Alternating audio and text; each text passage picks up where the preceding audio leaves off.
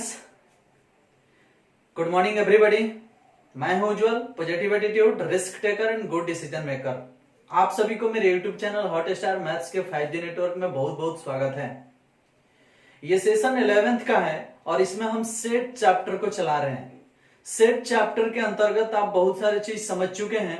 कल के वीडियो में हम आपको बताए थे superset, subset and proper subset. हमें उम्मीद है, हमें आशा है कि आप उस वीडियो को देखे होंगे और आप उस टॉपिक को बहुत आराम से समझ चुके होंगे। यदि आप उस टॉपिक को नहीं समझ पाए हैं तो फिर से उस वीडियो को देखिए और क्लियरली हमें उम्मीद है कि आप समझ जाएंगे। हालांकि आज हम वीडियो जो शुरू कर रहे हैं इसमें हम सबसेट के निष्कर्ष के बारे में पढ़ेंगे। सबसेट पर हम क्या सर्च किए हैं, सबसेट पर हम आपको क्या बताने वाले हैं, इस चीज को पढ़ने वाले हैं। तो जब हम सबसेट पढ़ा रहे हैं तो एक बार फिर से हम proper subset, superset and subset तीनों को फिर से बता के ही आगे चलेंगे। तो अगर आप पिछला वीडियो नहीं देख पाए हैं तो इस वीडियो से क्लियरली आप थोड़ा बहुत समझ पाएंगे कि subset, superset and proper subset क्या है। तो आइए शुरू करते हैं।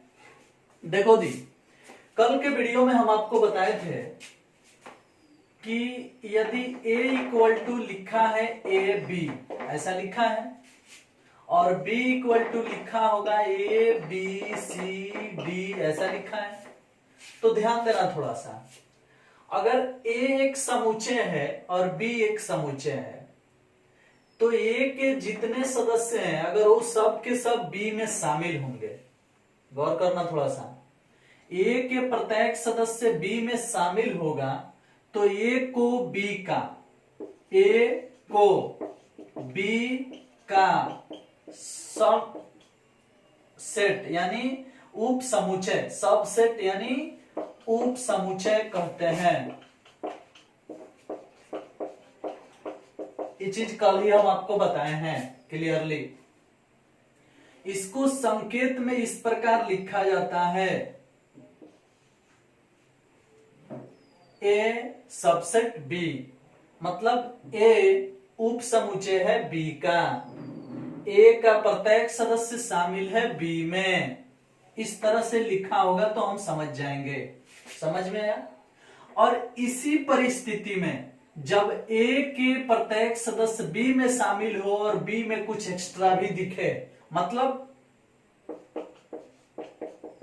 ए does not equal to B हो, ए में 2 गो सदस्य है और बी में 4 गो सदस्य है, और इसके कारण हम बोल रहे हैं कि A does not equal to B हो।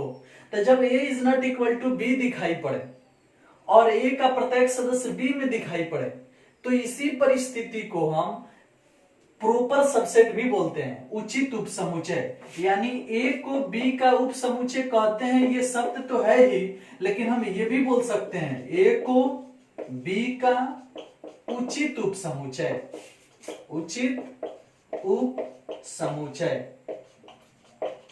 मतलब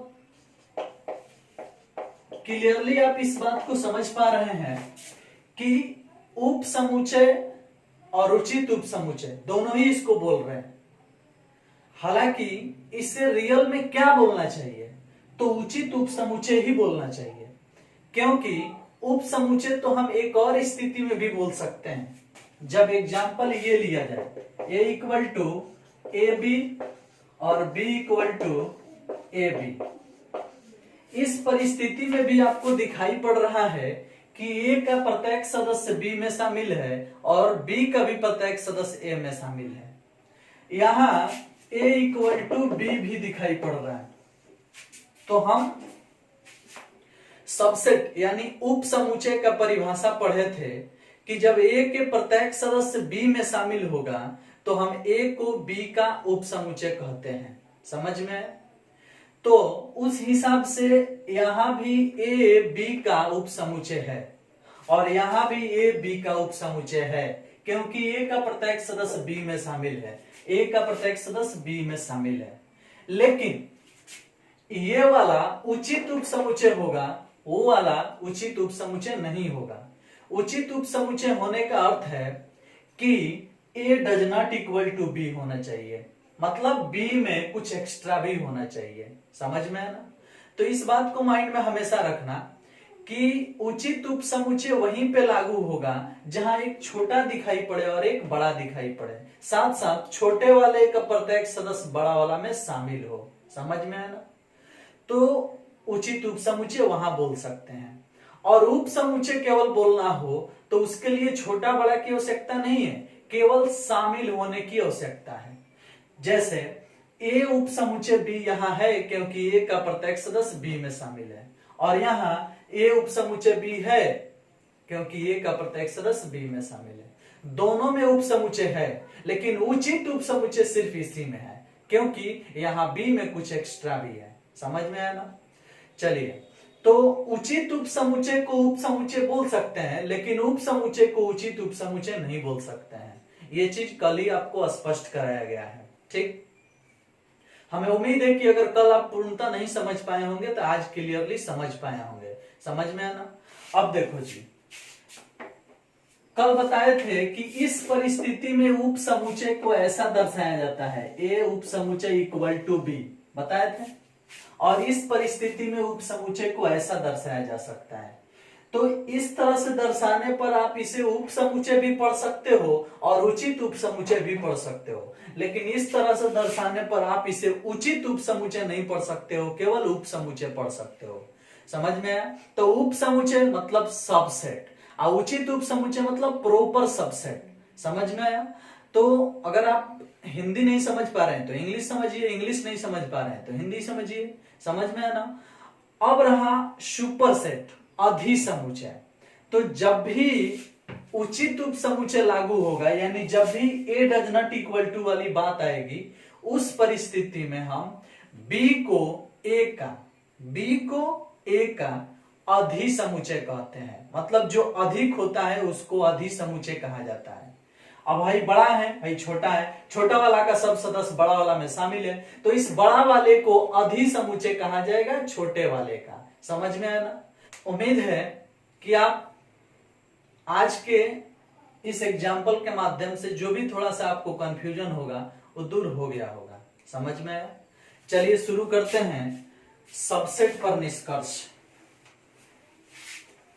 तो पिछले वीडियो में आप सबसेट के बारे में पढ़े, उपसमुच्चय क्या है पढ़े हैं। आज हम इसका निष्कर्ष निकालने वाले हैं। केयर कीजिएगा।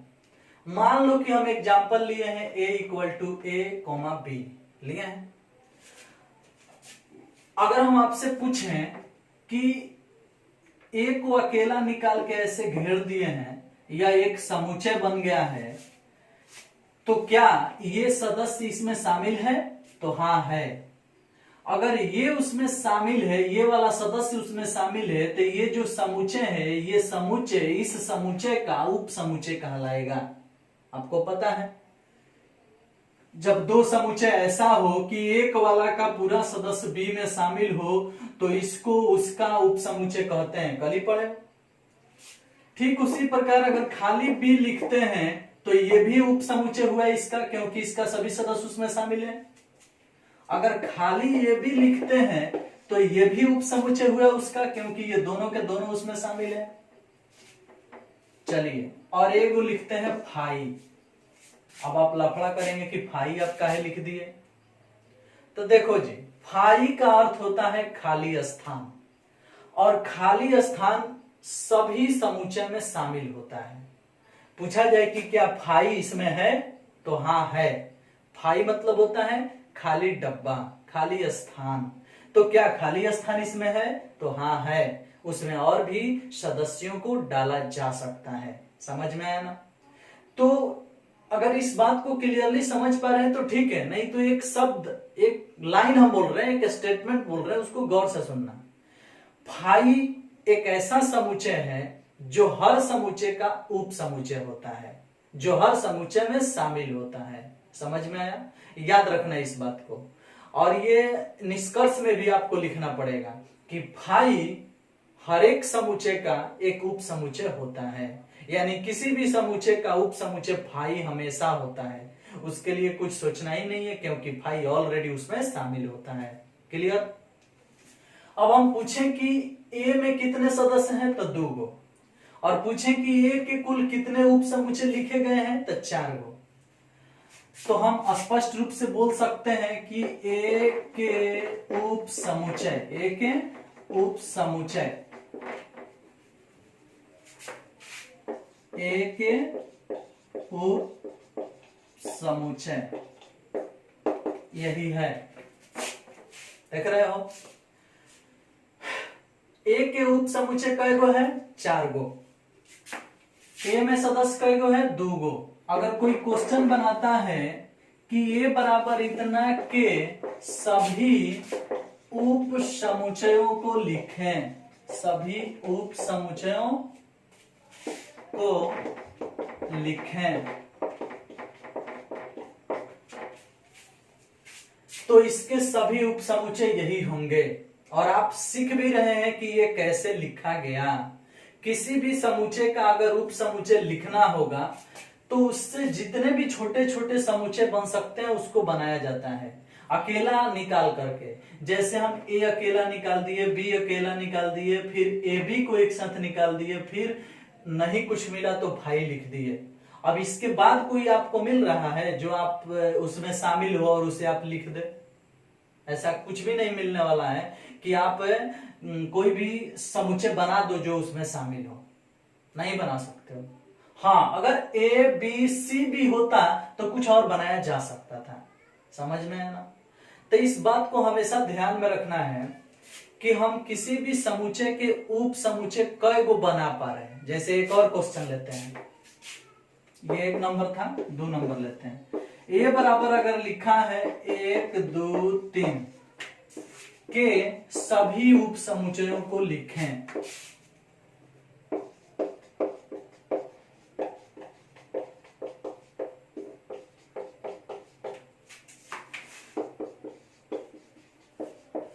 ये एक क्वेश्चन है।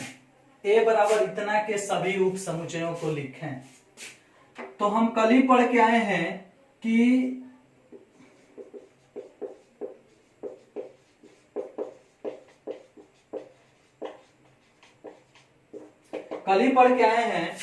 हम उप समुच्चय उसी को बोलेंगे जब उसके सभी सदस्य किसी अन्य समुच्चय में शामिल हो। मतलब अगर है 1 2 3 है और कहीं खाली 1 मिल जाता तो हई इसका उप समुच्चय हो जाता क्योंकि 1 इसमें शामिल है। कहीं खाली 2 मिल जाता तो हम ये भी बोल सकते हैं कि 2 इसमें शामिल है, अतः हई जो समुच्चय है छोटा सा ये उप समुच्चय है इस बड़े समुच्चय का। अगर कहीं खाली 3 मिल जाता तो हम ये भी बोल सकते हैं कि 3 भी इसका उप समुच्चय है क्योंकि 3 इसमें शामिल है। अगर हम चाहें कि खाली 1 2 लिख दें ऐसे तो 1 2 भी इसमें शामिल है, यह भी एक उप समुच्चय हुआ। अगर हम बोल दें कि खाली 2 3 लिख देते हैं तो हाँ 2 3 भी इसमें शामिल है, वो भी एक उप समुच्चय हुआ। अगर हम बोल दें कि हम 1 3 लिख सकते हैं तो हाँ 1 3 भी इसमें शामिल है, ये भी उप समुच्चय हुआ। अगर हम बोल दें कि 1 2 3 ये भी लिख सकते हैं तो हाँ ये भी लिख सकते हैं क्योंकि ये इसमें शामिल है। अगर हम बोल दें कि हम 1 4 लिख सकते हैं तो क्या ये लिख सकते हैं? नहीं लिख सकते हैं क्योंकि 1 4 इसमें कहीं शामिल नहीं है, इसलिए है लिखना गलत हो गया। यानी अब आप इससे ज्यादा नहीं लिख सकते हो। तो जब ज्यादा नहीं लिख सकते हो तो लास्ट में क्या लिख दो? फाई। तो जब लास्ट में फाई लिखा गया तो क्लियरली हो गया कि अब इससे ज्यादा नहीं लिखा जा सकता है। समझ में आया ना? तो जब हम समझ गए कि इसके उप समुच्चय इतने बनाए जा सकते हैं और हमने कैसे बनाया ये आपकी आंखें देखी है और आप भी बना सकते हो।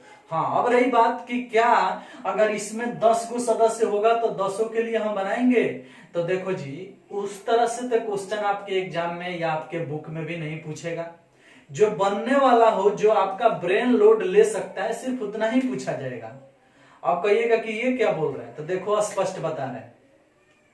इसमें 2 सदस्य था तो 4 गो बना है, 1 2 3 4 गो उप समुच्चय है।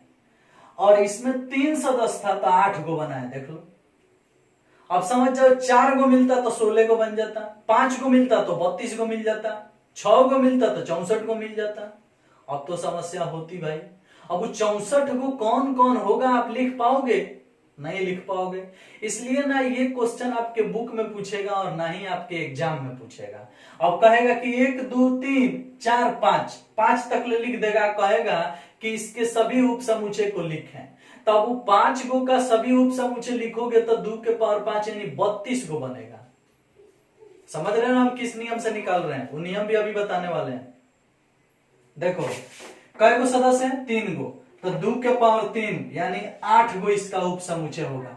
कई गो सदस्य इसमें 2 गो यानी 2 के पावर 2 यानी 4 गो उप समुच्चय होगा। काउंटिंग कर लो। अगर इसमें 5 सदस्य होता तो 2 के पावर 5 यानी 32 गो उप समुच्चय लिखाता, और 32 को लिखने में तुम्हारा आंख और कान, ये सब आंख और दिमाग जो है चंद्रिया जाएगा, नहीं लिख पाओगे। कैसे लिख पाओगे भाई, तुमको लिखने आएगा, सोच में पड़ जाओगे कौन लिखे हैं कौन छूट गया है। समझ में आया ना। इसलिए ना वो क्वेश्चन आपके बुक में पूछेगा और नहीं आपके एग्जाम में पूछेगा। हाँ, संख्या तो पूछ सकता है कि अगर ए में 5 सदस्य है तो उसके उप समुच्चय की संख्या कई गो होगी, तो आप बता सकते हो 2 के पावर 5 यानी 32। पूछ सकते हैं कि ए में 3 गो सदस्य है तो उसके उप समुच्चय की संख्या कई गो होगा, तो आप बता सकते हो 2 के पावर 3 यानी 8। अगर ए में 2 गो सदस्य है तो उसके उप समुच्चय कितने होंगे, तो 2 के पावर 2 यानी 4। इतना तो बता सकते हो। अब चलो, जब इतना बता सकते हो तो अब ये भी बात जान लो कि आखिर जो निकला है उसमें उप समुच्चय कितने प्रकार के हैं। जैसे इसका है उप समुच्चय, इसमें है एगो फाई जो दिख रहा है, इसको कह सकते हो रिक्त उप समुच्चय, क्योंकि फाई माने खाली होता है। तो रिक्त उप समुच्चय एगो है, और ई सब समुच्चय के उप समुच्चय में होगा। हम अभी अभी बोले हैं थोड़ा देर पहले कि भाई सब में शामिल होता है, यानी वो सबका उप समुच्चय होता है। क्लियर हुआ। तो अगर हम पूछें कि ए में 2 सदस्य हैं तो उसके कुल कितने उप समुच्चय होंगे, तो आप बोलिएगा कि 4 गो होंगे। अब हम पूछेंगे कि उसमें कितने रिक्त उप समुच्चय होंगे, तो 1 गो होगा। कितने अरिक्त उप समुच्चय होंगे, तो 3 गो होगा। उसमें कितने उचित उप समुच्चय होंगे। अब उचित यानी यथार्थ, कभी कभी आपके बुक में पूछ देगा यथार्थ उप समुच्चय कितने होंगे, यानी उचित उप समुच्चय कितने होंगे। तो देखो जी, उचित उप समुच्चय किसको बोला जाता है, अभी थोड़ा देर पहले पढ़ के आए हो। उचित उप समुच्चय, उचित उप समुच्चय उसको बोला जाता है जो एक बड़ा और एक छोटा दिखाई पड़े। जैसे हई इसमें शामिल है लेकिन हई वाला इससे बड़ा है, हई इसमें शामिल है लेकिन हई वाला इससे बड़ा है, हई इसमें शामिल है लेकिन ये बड़ा नहीं है, ये बराबर है। समझ में आया ना। तो जब बराबर हो जाएगा तो उचित उप समुच्चय तो नहीं हो पाएगा, उस परिस्थिति में आपको समझना पड़ेगा। क्लियर। तो हमेशा इस बात को माइंड में रखना, कोई खास दिक्कत नहीं होगी आपको उचित उप समुच्चय और उप समुच्चय बताने में। समझ में आना। चलिए, तो हम आपको अब यही बोलेंगे कि आप ये हेडिंग दे करके इसे नोट कर लो, स्क्रीनशॉट ले लो, बाद में नोट कर लेना। और हम जो निष्कर्ष लिखवाने जा रहे हैं उस पर ध्यान दो। समझ में आना। निष्कर्ष बहुत बड़ी चीज है, उससे आप क्लियरली समझ पाओगे कि किस प्रकार से ये लिखा जा रहा है। निष्कर्ष 1 नंबर, पहले एग्जाम्पल सामने रहेगा तो आपको ज्यादा समझ में आएगा। 1 2 3 ऐसे लिखे हैं, इतना के उप समुच्चय। एगो अकेला 1 निकलता है, एगो अकेला 2 निकलता है, एगो अकेला 3 निकलता है, एगो अकेला 1 2 निकलेगा, एगो अकेला 1 3 निकलेगा, एगो अकेला 2 3 निकलेगा, एगो अकेला 1 2 3 निकलेगा, 1 2 3 निकलेगा, और एगो फाई निकलेगा। क्लियर। फाई को आप ऐसे भी है, फाई को आप ऐसे भी लिख सकते हो, खाली डिब्बा, इसी को हम लोग फाई भी बोलते हैं। समझ में है ना। तो गौर करना, एक एग्जाम्पल आपके सामने है और इसी से निष्कर्ष बनने वाला है। गौर करना,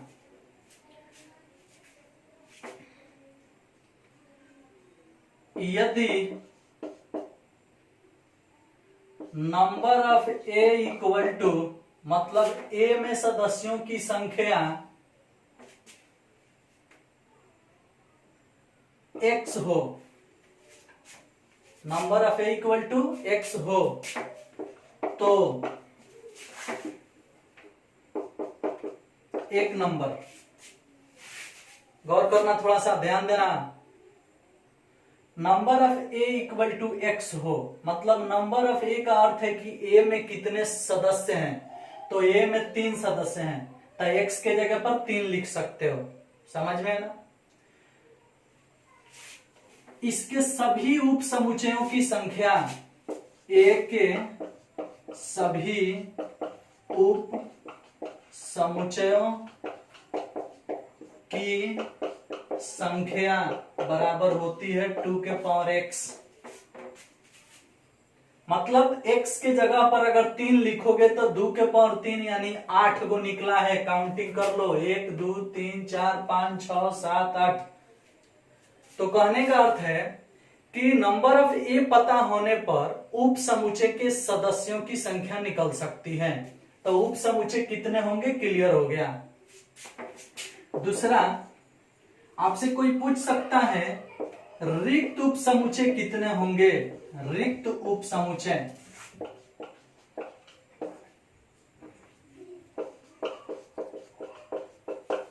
तो कोई भी प्रश्न हो, रिक्त उप समुच्चय तो एक ही होता है, केवल फाई। तो रिक्त उप समुच्चय की संख्या हमेशा क्या होगी, एक ही होगी। अब चलो, कोई पूछ दे अरिक्त उप समुच्चय की संख्या, अरिक्त उप समुच्चय की संख्या। अब देखो, अरिक्त यानी उसमें रिक्त नहीं होना चाहिए, तो टोटल है ये है, रिक्त एगो है, तो घटा दो इसको, 2 के पावर x माइनस 1। समझ में है ना। ए के सभी उप समुच्चय 2 के पावर x, रिक्त उप समुच्चय एगो, तो अरिक्त उप समुच्चय 2 के पावर x माइनस 1। समझ में। अब अगर आपसे पूछा जाए उचित उप समुच्चय, उचित उप समुच्चयों की संख्या, अब गौर करना होगा आपको थोड़ा सा। उचित उप समुच्चय हम आपको पढ़ा के आए हैं, उचित उप समुच्चय बराबर पर लागू नहीं होगा, बाकी सब जगह लागू होगा। तो ए में कई गो सदस्य हैं, 3 गो। इसके जैसा कोई उप समुच्चय इसमें है क्या, हाँ है, तो इसको खाली हटा दो। तो इसको खाली हटा दोगे तब फिर उतना ही बचेगा, यानी एगो को हटाना पड़ रहा है। तो टोटल जितना होगा उसमें से एक हटाने से उचित उप समुच्चय की भी संख्या निकल जाती है। लेकिन इस समय जो एक हट रहा है वह बराबर वाला हट रहा है, लेकिन इसमें जो एक हट रहा था वो फाई वाला हट रहा था, यानी फाई को उचित उप समुच्चय में गिना जाता है, लेकिन बराबर वाले को उचित उप समुच्चय में नहीं गिना जाता है। इसलिए उचित उप समुच्चय की संख्या पूछेगी तो भी आंसर यही होगा, 2 के पावर x माइनस 1। लेकिन हाई 1 हट रहा है बराबर वाला, हाई 1 हट रहा है फाई वाला। समझ में है ना। मतलब ये है कि अरिक्त पूछा जाएगा तो फाई हटेगा, और उचित उप समुच्चय पूछा जाएगा तो बराबर वाला हटेगा। समझ में है ना, क्योंकि बराबर पे उचित उप समुच्चय लागू नहीं हो सकता है। क्लियर। और जहां उचित उप समुच्चय लागू नहीं होता है वहां अधिसमुच्चय भी लागू नहीं होता है। अभी अभी पढ़ के आए हो पीछे। समझ में है ना।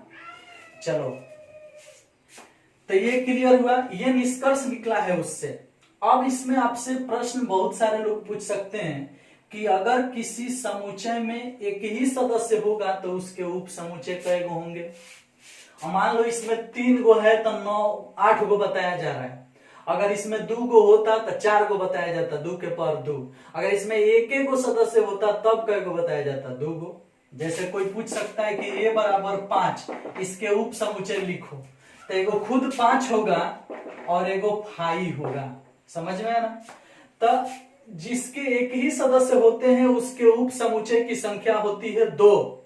अगर उसमें भी पूछ दिया जाए कि अरिक्त उप समुच्चय कै गो होता है, एगो। रिक्त उप समुच्चय तो हमेशा एक ही होता है। अगर पूछ दिया जाए कि इसमें यथार्थ यानी उचित उप समुच्चय कै गो होता है, एक भी नहीं ना जी, ना है। उचित उप समुच्चय में फाई को रखा जाता है, बराबर वाला को नहीं रखा जाता है। तो इसका उचित उप समुच्चय एगो। अगर पूछा जाए रिक्त उप समुच्चय तो एगो, और रिक्त उप समुच्चय तो एगो। कब, जब एकल समुच्चय का उप समुच्चय पूछा जाएगा तब। तो ये भी एक निष्कर्ष है। आप लिख सकते हो कि एकल समुच्चय के उप समुच्चयों की संख्या 2, एकल समुच्चय के रिक्त उप समुच्चय की संख्या 1, एकल समुच्चय के अरिक्त उप समुच्चयों की संख्या 1, एकल समुच्चय के उचित उप समुच्चयों की संख्या 1। समझ में आना? तो ये भी निष्कर्ष में लिख सकते हो, या खोपड़ी है तो खोपड़ी में रख सकते हो, कोई दिक्कत नहीं है। हम तो सिर्फ इतना ही लिखवाने वाले हैं। अब सुनो, कोई कोई ये भी तो प्रश्न उठा सकता है कि ए बराबर खाली डिब्बा, इसके उप समुच्चय कई गो होंगे? तो अरे मेरे भाई, ए में कई गो सदस्य है? तो 0 गो, एक भी सदस्य नहीं है। तो जब एक भी सदस्य नहीं है तो इसके उप समुच्चयों की संख्या होगी 2 के पावर 0, और किसी भी संख्या के पावर 0 दैट मीन्स 1, यानी इसके उप समुच्चय केवल एक ही होगा, और वो भी क्या होगा? तो खुद यही होगा, यानी खाली डिब्बा ही होगा, चाहे फाई बोल सकते हो। तो फाई का उप समुच्चय फाई होता है। समझ में आया? इस समय पूछा जाएगा कि इसके उचित उप समुच्चय कितने हैं? एक भी नहीं। रिक्त समुच्चय कितने हैं? एक। अरिक्त समुच्चय कितने हैं? एक भी नहीं। ऐसे जवाब दिए जा सकते हैं। समझ में आया ना? तो ये है सर्च, थिंकिंग पावर। क्लियर? तो एक हेडिंग बढ़ा देते हैं, ले भाई। बोल सकते हैं कि फाई के उप समुच्चय, फाई के उप समुच्चय फाई ही होता है, फाई ही होता है। समझ में आना? फाई के उप समुच्चय फाई ही होता है। फाई के उचित उप समुच्चय क्या होगा? फाई का उचित उप समुच्चय एक भी नहीं होता है। फाई के अगर पूछा जाए अरिक्त उप समुच्चय तो एक भी नहीं होता है। अब फाई के रिक्त उप समुच्चय फाई ही होता है। समझ में आना? इस तरह से। वैसे फाई वाले क्वेश्चन के लेकर के अरिक्त, रिक्त, उचित, अनुचित ये सब नहीं पूछेगा। नॉर्मल पूछ सकता है कि फाई के उप समुच्चय कितने होंगे? तो फाई के उप समुच्चय एगो होगा।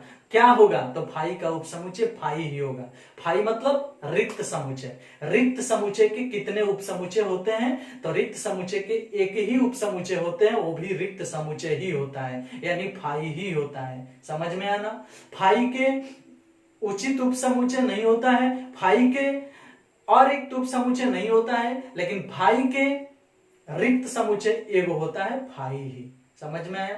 तो क्लियरली आप समझ गए कि किस तरह से निकलता है उप समुच्चयों की संख्या। समझ में आया?